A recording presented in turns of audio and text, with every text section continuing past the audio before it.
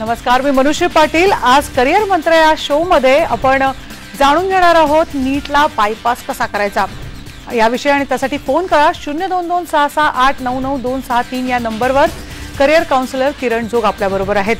आपण बघितला encyclopaedia of career guidance तसंच करिअरच्या वेगळ्या वाटा ही पुस्तकं ज्यांनी प्रसिद्ध केली आहेत आणि 620 प्रकारच्या वेगवेगळ्या करिअरच्या वाटा आपल्यापर्यंत पोहोचवणारे करिअर काउन्सिलर किरण जोग आज आपल्या बरोबर आहेत। तुमचं स्वागत आहे IBN लोकमत मध्ये। धन्यवाद। तुम्हाला त्यांना जर काही प्रश्न विचारायचे असतील तर तुम्ही आम्हाला कॉल करू शकता आणि त्यासाठी आमचा नंबर आहे 02266899263 या नंबरवर तुम्ही आम्हाला कॉल करू शकता। जोग सर, आपण बघतोय की खूप सारे करिअर्स असतात पण अगदी टिपिकल लोक करिअर्सच्या वाटा निवडतात। खास करून आता जर आपण नीटचा विचार केला, नीट सारख्या परीक्षा देणं जवळजवळ बंधनकारक झालेलं आहे। ठीक आहे, सध्या सरकारी हॉस्पिटल्सना त्यातून वगळण्यात आलेलं आहे, पण नीटला द्यावी लागणाऱ्या अनेक खासगी महाविद्यालयांसाठी खास करून वैद्यकीय शिक्षण पद्धतीवर मग नीटला बायपास करून असे कोणते करिअर आहेत का ज्यांना वैद्यकीय शाखेकडे जायचं आहे त्यांच्यासाठी? याचं सुरुवातीला उत्तर सिरियसली आणि सविस्तर द्यावं लागेल। 10वी पासून पालक आणि विद्यार्थी-विद्यार्थिनी नीटचा मेडिकलच्या ॲडमिशनचा विचार करतात। त्यासाठी ते क्लासेसमध्ये प्रवेश घेतात आणि त्याला क्लासला ॲडजस्टेड अशा शाळांमध्ये पण ते प्रवेश घेतात। म्हणजे ठाणा असो वा चंद्रपूर, सोलापूर असो वा जालना, त्या ठिकाणी ज्युनियर कॉलेजला ती मुलं मुली जात नाहीत, ते कुठल्या तरी क्लासला प्रवेश घेतात आणि तो क्लास कुठल्या तरी शाळेला अटॅच असतो। असंही होऊ शकतं किंवा ते कॉलेजला जातात असंही होऊ शकतं। पण पालकांच्याच मनावरती त्याच्याबद्दल खूप टेन्शन असतं, प्रचंड प्रमाणावरती टेन्शन असतं की माझ्या मुलाला माझ्या मुलीला मेडिकलला ॲडमिशन मिळाली पाहिजे। हे कुठेही लिहिलेलं नाही आहे की मेडिकलची ॲडमिशन ही 12वी नंतरच होते, असं जगात कुठे नाही आहे। आणि कुठलंही चॅनल, कुठलंही वृत्तपत्र आणि कोणीही सामाजिक शैक्षणिक संस्था हे सांगत नाहीत की ही ॲडमिशन 12वी नंतर होते, तशीच BSc नंतर पण होते, BTech नंतर पण होते, हे सांगितलं जात नाही। मी समजू शकतो की मुलांना सर ढोबळमानाने आपण MBBS हा वैद्यकीय शाखेचा अभ्यासक्रम समजतो जो 12वी नंतर तिथे ॲडमिशन घेतली, तिथे ॲडमिशन होते, हे बरोबर आहे। एखाद्या माणसाला डॉक्टर व्हायचं आहे तर MBBS व्हायला लागतं, हेही बरोबर आहे। पण मेडिकलला जर जायचं असेल तर त्याच्यासाठी त्यांनी डॉक्टरच व्हायला पाहिजे असं नाही। मी एक उदाहरण देतो।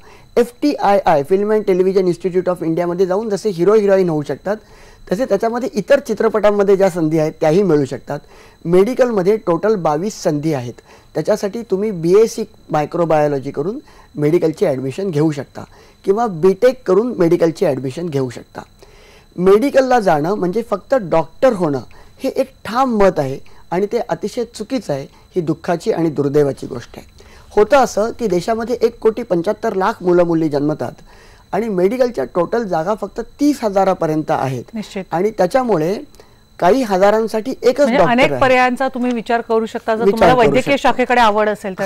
एक फोन आलेला आहे पुण्यावरून, संतोष गवांडे आपल्या बरोबर आहेत। बोला संतोष, तुमचा प्रश्न विचारा। सर, माझा मुलगा 12वीला यावर्षी, तो आता CETला बसला होता, पण बिकॉज ऑफ कन्फ्युजन सगळं परत त्याला आता नीट देणं आवश्यक आहे का, नंबर 1। नंबर 2 की नीट दिल्यानंतर त्याला जी 15% जी ऍडमिशन आहे म्हणजे। संतोष गवांडे यांचा प्रश्न थोडा कट झालेला आहे, पण आपल्याला साधारणतः कळलं की अनेक जणांना आता प्रश्न पडलाय CETची परीक्षेची तयारी केलेली, नीट आता द्यावी लागणार आहे, खूप मुलं कन्फ्यूज आहेत। दुसरे आपण इतर पर्यायांविषयी आपण बोलतो आहोत। नीट आता इतर पर्यायांचा जेव्हा विचार करतो तेव्हा नीट कंपल्सरी आहे का किंवा CET कंपल्सरी आहे का किंवा कोणते एंट्रन्स टेस्ट मुळात द्यावी लागते? आता प्रायव्हेट मेडिकल कॉलेजमध्ये जर काही ॲडमिशन घ्यायची असेल तर त्याच्यासाठी नीट कंपल्सरी आहे। पण इतर ठिकाणी, सर्व राज्यांच्या ठिकाणी, जसं गेल्या 8 दिवसातले वृत्तपत्र जरी वाचली तरी संतोष ज्यांची फोन केला होता त्यांना लक्षामध्ये येईल की गव्हर्नमेंट हॉस्पिटलसाठी त्यांना नीट कंपल्सरी नाही, त्यांना राज्य CET देऊन चालेल। कदाचित हाच त्यांचा फोन कट झाला, पण कदाचित असाच त्यांना विचारायचा असावा। आपण आत्ता जो विषय चर्चेला घेतलाय तो थोडासा वेगळा आहे की मेडिकलला जाण्याच्यासाठी आपल्याला डॉक्टरच व्हायला पाहिजे का, तर डॉक्टर होण्याची गरज नाही। BSc मायक्रोबायोलॉजी करून नंतर बाहेर जाऊन, म्हणजे न्यूझीलंड आहे, ऑस्ट्रेलिया आहे, अमेरिका आहे, इंग्लंड आहे, फ्रान्स, जर्मनी, इथे जाऊन MS करून नंतर पोस्ट PhD करून आपल्याला पुन्हा एकदा मेडिकलची साईड ओपन होते। हीच मोठी या कार्यक्रमाची 12वी नंतर MBBS न करता अगदी BSc करून सुद्धा तुम्हाला वैद्यकीय शाखेची दारं खुली होऊ शकतात। औरंगाबादवरून फोन आलेला आहे, संकेत आव्हाड आपल्या बरोबर आहेत। बोला संकेत, तुमचा प्रश्न विचारा। हॅलो मॅडम, ते मला असं विचारायचं होतं, आता पंतप्रधानचा अध्यादेश आलेला आहे, त्याच्यावर आपण राष्ट्रपतींनी सही केली असा कुठेही उल्लेख केलेला नाहीये. आणि याचं आपण नेट संकेत, मुळात आमचा हाच प्रश्न आहे की नीट संदर्भात काय होईल भविष्यात आपल्याला माहिती नाही, पण सध्या तरी नीटला बायपास करून जर वैद्यकीय शाखेकडे जायचं असेल तर आपण काय करू शकतो यावर चर्चा करतो आहोत. अहमदनगरवरनं रमेश दातीर आपल्या बरोबर आहेत. बोला रमेश. हॅलो. हा बोला. हा सर, मला असं विचारायचं होतं, नीटला जे बायपास आहे ते अधिकाधिक विद्यार्थ्यापर्यंत कसे जातील, यासाठी काय करावं किंवा काय करता येईल? त्यासाठी आमचा आजचा कार्यक्रम आहे. तुम्ही BSc मायक्रोबायोलॉजी करू शकता. आपल्याला वेळ कमी आहे तर थोडा कमीत कमी वेळात जास्तीत जास्त माहिती देण्याचा आपण प्रयत्न करू. BSc मायक्रोबायोलॉजी करू शकता. त्याच्यानंतर तुम्ही MSc मायक्रोबायोलॉजी करू शकता आणि नंतर PhD ऑन्कॉलॉजी करू शकता किंवा BSc मायक्रोबायोलॉजी करू शकता आणि त्याच्यानंतर MSc ऑन्कॉलॉजी करू शकता.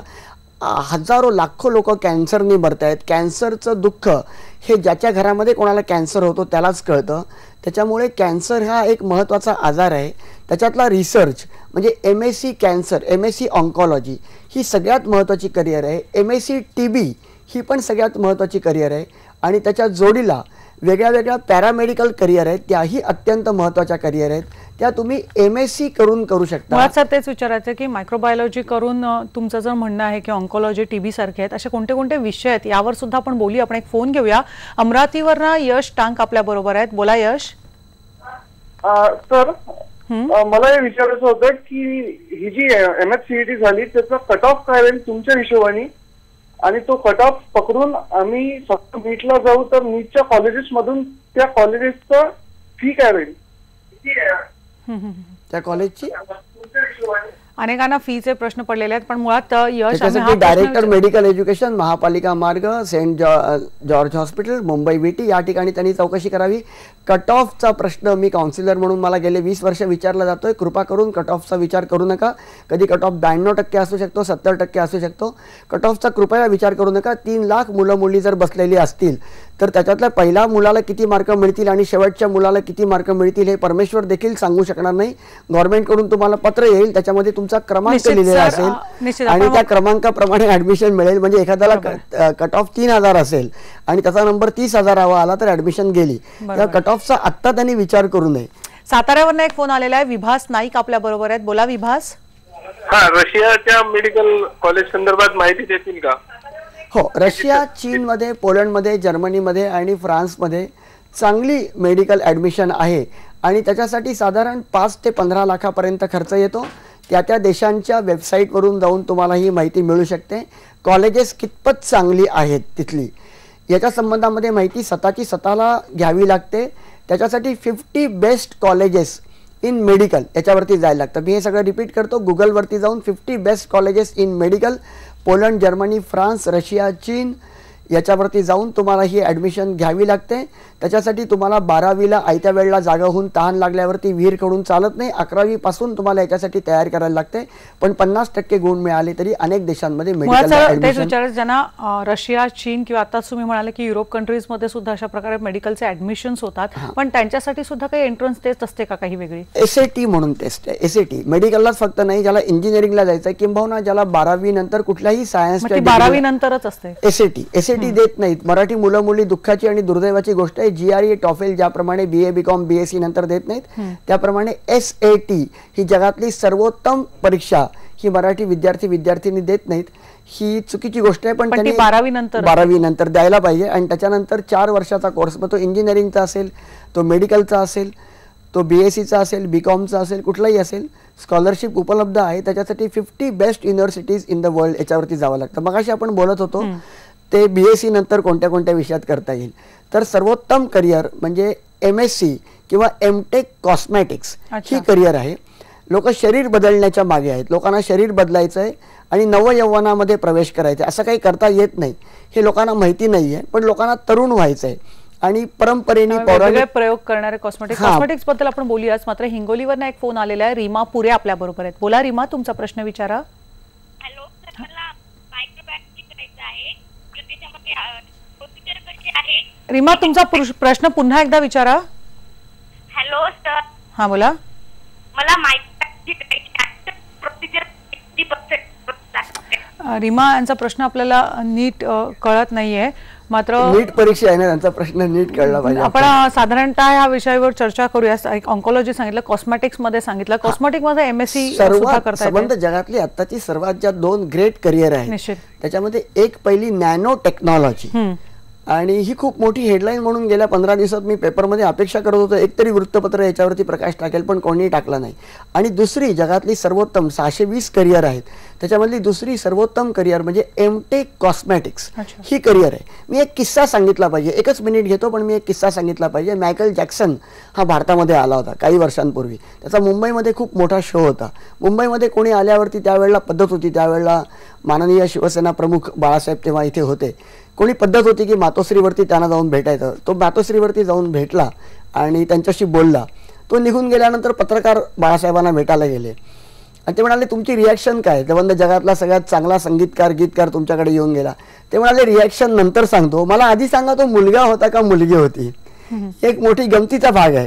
त्यांनी त्याच्यावरती कॉस्मेटिक सर्जरी करून घेतली होती आणि त्याच्यामध्ये एक वेगळा पर्याय, कॉस्मेटिक्सचा वेगळा पर्याय आणि नॅनो टेक्नॉलॉजी आणि कॉस्मेटिक्सचा एक पर्याय होऊ शकतो. पर्याय आहे आणि त्यासाठी बीटेक कॉस्मेटिक्स ते मुंबईमध्ये आहे, पुण्यामध्ये आहे, नागपूरमध्ये, औरंगाबादमध्ये आणि देशामधल्या सर्व विद्यापीठांमध्ये आहे. आणि हे सहजपणे करता येतं. बीटेक कॉस्मेटिक्स केल्यानंतर मग एमटेकच्या लेवलला जाता येतं, तुम्हाला PhD पोस्ट PhDच्या लेवलला जाता येतं आणि मग पुन्हा मेडिकलच्या शाखेकडे वळता येतं. असं काही नाही की तुम्ही 12वी नंतरच मेडिकलकडे जाऊ शकता, असं नाही आहे. प्लीज मनातला हा जो एक वारंवार पालकांच्या मनामध्ये असं की 12वी नंतरच आपण मेडिकलला जाऊ शकतो, एक रूढ झालेला पर्याय आहेत. MSc करून आपण बघितलं तर एमटेक करून बीटेक करून सुद्धा असे वेगवेगळे पर्याय आहेत. त्याचबरोबर काही डिप्लोमा कोर्सेस सुद्धा आहेत, त्याबद्दल सुद्धा आपण बोलणार आहोत. पण घेऊया एक ब्रेक.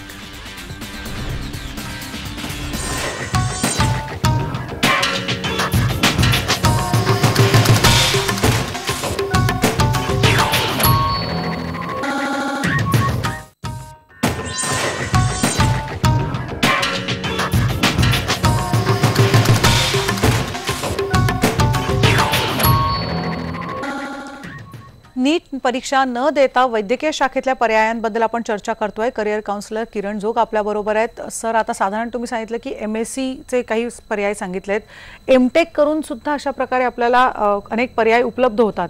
पण मग बीटेक एमटेक ह्या शाखांकडे नेमकं कसं जायचं, काय नेमकं कोणते पर्याय निवडायचे? 12वी नंतर त्या महाविद्यालयाची आपल्याला एंट्रन्स द्यावी लागते, किंवा जर IIT मध्ये प्रवेश घ्यायचा असेल तर IIT ची एंट्रन्स द्यावी लागते, किंवा खाजगी महाविद्यालयांमध्ये प्रवेश घ्यायचा असेल, जसं आपल्या इथे बाटू म्हणून कॉलेज आहे रायगड जिल्ह्यामध्ये, तर तिथली एंट्रन्स द्यावी लागते.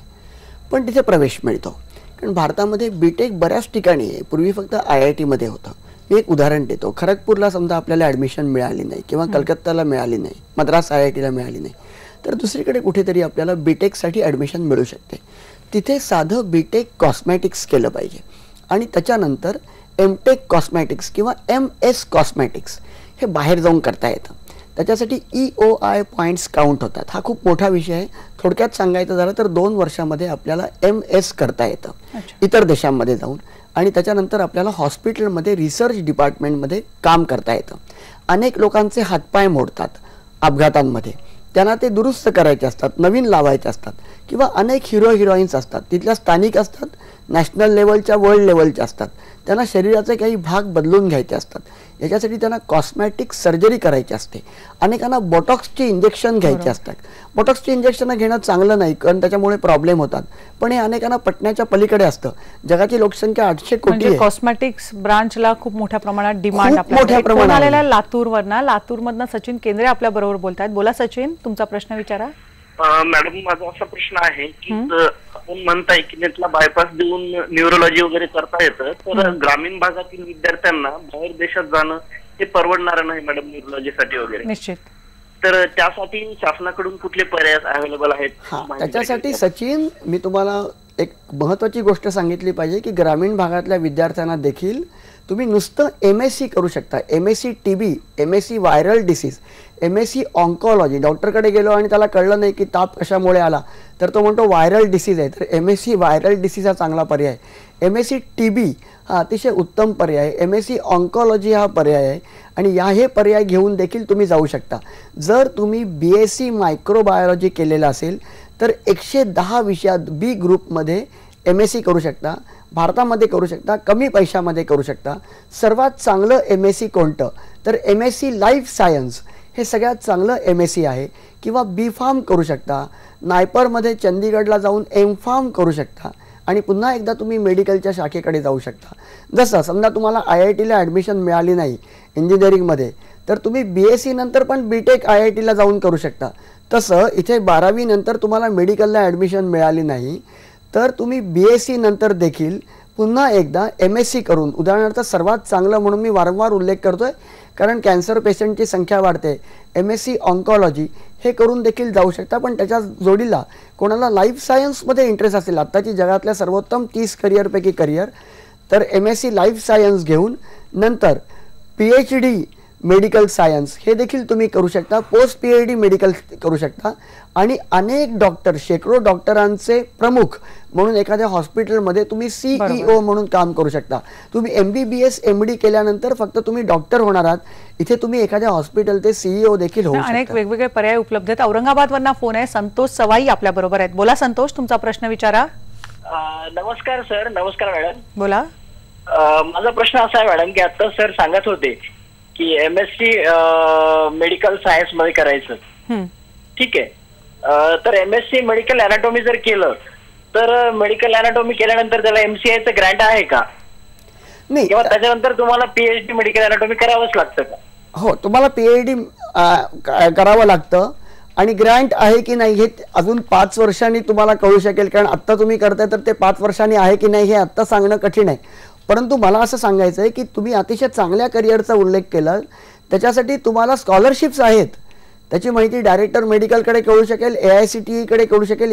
ही करिअर अतिशय उत्तम सांगितलीत तुम्ही, त्याच्यासाठी तुम्हाला स्कॉलरशिप उपलब्ध आहेत. आणि तुम्ही ग्रामीण भागातले जर असाल तर ग्रामीण भागातल्या विद्यार्थ्यांना याच्यासाठी स्कॉलरशिप मिळतात.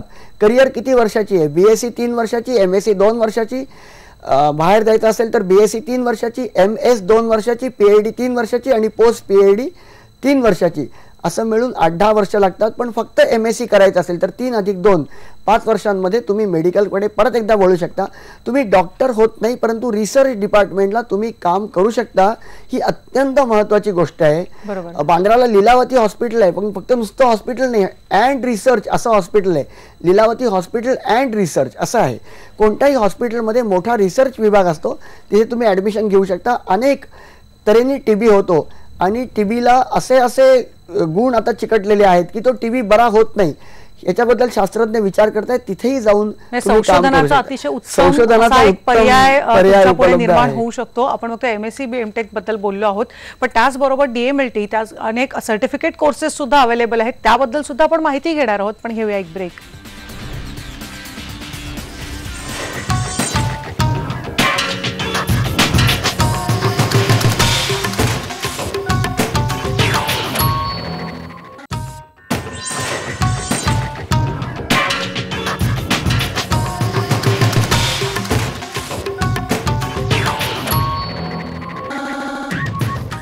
आज करिअर मंत्रामध्ये आपण नीट न देता इतर मेडिकल ऑप्शन्स बद्दल चर्चा करतो आहोत. सर, साधारणतः आपण MSc MTech सारखे विषय तर बघितलेच, पण त्याचबरोबर अगदी DMLT किंवा अनेक सर्टिफिकेट कोर्सेस सुद्धा करता येतात. ते कोणते नेमके पर्याय आहेत? 16 पॅरामेडिकल कोर्सेस आहेत. त्याची माहिती डायरेक्टर मेडिकलमध्ये मिळू शकेल. सर्वोत्तम कोर्स आता देशातला आहे तो डेंटल मेकॅनिक्स. दात तयार करता येतात, पण दात काही डेंटिस्ट तयार करत नाही. दात तयार करायचे कारखाने असतात. मुंबईमध्ये कोर्स आहे, दिल्लीमध्ये, कलकत्ता, मद्रासमध्ये आहे. आणि जगातला सर्वोत्तम कोर्स भारतामध्ये आहे. ह्या मे महिना आहे म्हणून सांगितलं पाहिजे. मे महिन्यामध्ये जगभर रक्ताची चणचण पडते, म्हणून MSc ब्लड हा जर कोर्स केला तर त्याचा उपयोग होतो.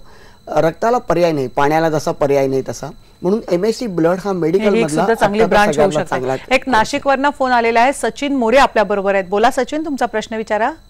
हा सर, माझे 2 प्रश्न आहेत. माझा आता जो पाल्य आहे तो 12वीची एक्झाम दिली त्यांनी आणि CETची पण तयारी केली होती. कदाचित आता त्याचा नंबर लागतो का नाही लागतो, या नीटच्या गोंधळाचा तो झाला, नीटच्या गोंधळामुळे झाला. आणि दुसरा प्रश्न, आम्ही डोंगरी भागातले इकडे म्हणजे एकदम ग्रामीण भागातले, तर आमच्यासाठी मग असे कोणते पर्याय उपलब्ध राहतील की पुढे फ्युचरमध्ये असं काही फ्युचरमध्ये चांगल्या प्रकारे मला आशा आहे की सचिन, धन्यवाद. मला अशी आशा आहे की आता आपण जे पर्याय सांगितलेत ते आपण लिहून घेतले असतील. मी सचिनसाठी परत एकदा सांगतो की एकूण 110 विषयांमध्ये MSc करता येतं. BSc मायक्रोबायोलॉजी करून रिपीट करतो, ब्लड या विषयामध्ये, DNA या विषयामध्ये, ऑन्कॉलॉजी, TB आणि इतर विषयांमध्ये, याचा आपण आता उल्लेख केला. ग्रामीण भागातल्या विद्यार्थ्यांना, डोंगरी भागातल्या विद्यार्थ्यांना हे करता येईल आणि त्याच्यासाठी अनेक स्कॉलरशिप्स उपलब्ध आहेत. परभणीवरनं एक फोन आलेला आहे. दत्ता जाधव आपल्या बरोबर आहेत. बोला दत्ता, तुमचा प्रश्न विचारा. हा, नमस्कार मॅडम. नमस्कार, बोला. मला एक विचारायचं होतं की बायो ग्रुप मधल्या विद्यार्थ्यांना बायो इंजिनिअरिंग करता येतं का? आणि दुसरा प्रश्न मॅडम, हा जो नीटचा घोळ झाला याला सरकार, सुप्रीम कोर्ट किंवा हे कोण जबाबदार आहे ह्या गोष्टीला, एवढा जे त्रास देत आहे? दत्ता जाधवजी, आपण नीट न देता मेडिकल ऑप्शन विषयी आता सध्या चर्चा आहोत. त्यांनी जो पहिला प्रश्न विचारला की बायो इंजिनिअरिंग करता येतं, नाही करतायत. त्याच्यासाठी तुम्हाला इंजिनिअरिंगचे एक्झाम द्यावीच लागते, नाही करता येणार. बरोबर आहे. कल्याणवरनं एक फोन आलेला आहे. तन्वी जाधव आपल्या बरोबर आहेत. बोला तन्वी, तुमचा प्रश्न विचारा. हा, माझी आत्ताच 10वी झाली आहे. मला पुढे फार्मसी करायचंय. तर मग 11वी पासून मी आता कोणती तयारी करू किंवा आता कोणत्या परीक्षा देऊ मी? नाही, तुम्हाला आत्ता परीक्षा द्यायची गरज नाही. अजून 2018ची एक्झाम तुम्हाला द्यावी लागेल. तेव्हा मात्र सगळ्या केंद्र राज्य शासनाने स्पष्ट केलेलं आहे की नीटच होणार आहे. तेव्हा तुम्हाला नीट ही परीक्षाच द्यावी लागेल आणि त्याच्यामध्ये एक 5-7 हजार जेव्हा ॲडमिशन असतील त्याच्यामध्ये जर तुमचा नंबर लागला तर तुम्ही पुढे जाऊ शकाल, मेडिकलला जाऊ शकाल. पण जर नंबर लागला नाही तर तुम्हाला डेंटिस्ट्रीचं ऑप्शन आहे, फार्मसीचं ऑप्शन आहे, त्यातही तुम्हाला मिळालं नाही तर BTech कॉस्मेटिक्सचं ऑप्शन आहे, त्याच्यातही मिळालं नाही तर नुसतं BSc microbiology, BSc life science करूनही जाऊ शकता. आणि जगातली सर्वोत्तम करिअर MSc नंतर PhD nano technology, post PhD nano technology करू शकता. नॅनो टेक्नॉलॉजी ही पुढच्या दशकातली, शतकातली करिअर आहे. अच्युत गोडबोलेंचं नॅनोदय नावाचं पुस्तक आहे, जरूर वाचा. तुम्हाला शुभेच्छा. नांदेडवरनं फोन आलेला आहे. संकेत भाटशंकर आपल्या बरोबर आहेत. बोला संकेत, तुमचा प्रश्न विचारा. सर, मला डी फार्मसी आणि फूड टेक्नॉलॉजी बद्दल विचारायचं आहे. म्हणजे त्यातला डिफरन्स काय आणि समोर स्कोप काय त्यामध्ये? कशाबद्दल? त्यांना डी फार्मसी आणि फूड टेक्नॉलॉजी. फूड टेक्नॉलॉजी आणि डी फार्मसी बद्दल विचारायचं. हां, तर फूड टेक्नॉलॉजी आणि डी फार्मसी अगदी वेगळ्या साईट आहेत. फूड टेक्नॉलॉजी मात्र तुम्ही करू शकता 12वी नंतर. ही एक उत्तम करिअर आहे आणि ती पण मेडिकलमध्ये अगदी जाणारी नसली तरी मेडिकलची संबंधित आहे. खायचं काय आणि प्यायचं काय, म्हणजे काय प्यायचं नाही आणि काय खायचं याच्या संबंधीची करिअर आहे. 4 वर्षाची आहे, माटुंग्यामध्ये आहे. आणि अर्थातच तुम्ही दुसऱ्या ज्या करिअरचा उल्लेख केला ती मात्र पॅरामेडिकलमधली करिअर आहे. त्याच्यासाठी तुम्हाला 3 वर्ष लागतात. त्याच्यासाठी तुम्हाला मेडिकल एंट्रन्स द्यावी लागते. पण या फूड टेक्नॉलॉजीसाठी तुम्हाला कुठल्याही एंट्रन्सची गरज नाही. त्या मोठ्या इन्स्टिट्यूटमध्ये जायचं तर त्या इन्स्टिट्यूटमध्ये, जसं IIT आहे तर तिथली एंट्रन्स द्यावी लागेल. पण एरवी 12वीच्या मार्कांवरती फूड टेक्नॉलॉजीला तुम्हाला ॲडमिशन मिळेल. भारतातलं सर्वोत्तम फूड टेक्नॉलॉजीचं केंद्र म्हैसूर हे आहे आणि वेंडोर कॉलेज मद्रास. आपण बघतोय की आता जी तुम्ही माहिती दिली की नीट जर द्यायची नसेल किंवा नीट जर यशस्वी झालं नाही तर अनेक वैद्यकीय शाखेचे पर्याय तुमच्याकडे आहेत. तुम्ही हरून जाऊ नका, कारण इतक्या साऱ्या MSc, BTech, MTech अनेक सर्टिफिकेट कोर्सचे पर्याय तुमच्याकडे उपलब्ध आहे आणि वैद्यकीय शाखेमध्ये तुम्ही अतिशय चांगलं काम करू शकता. याबाबत या चर्चेमध्ये आपल्याला इथेच थांबावं लागतंय. सर, तुम्ही सहभागी झाल्याबद्दल तुमचे आभार. करिअर मंत्रामध्ये आपण असेच जाणून घेणार आहोत वेगवेगळ्या करिअर विषयी. पण आता आपण इथेच थांबूया. पहा फक्त IBN लोकमत.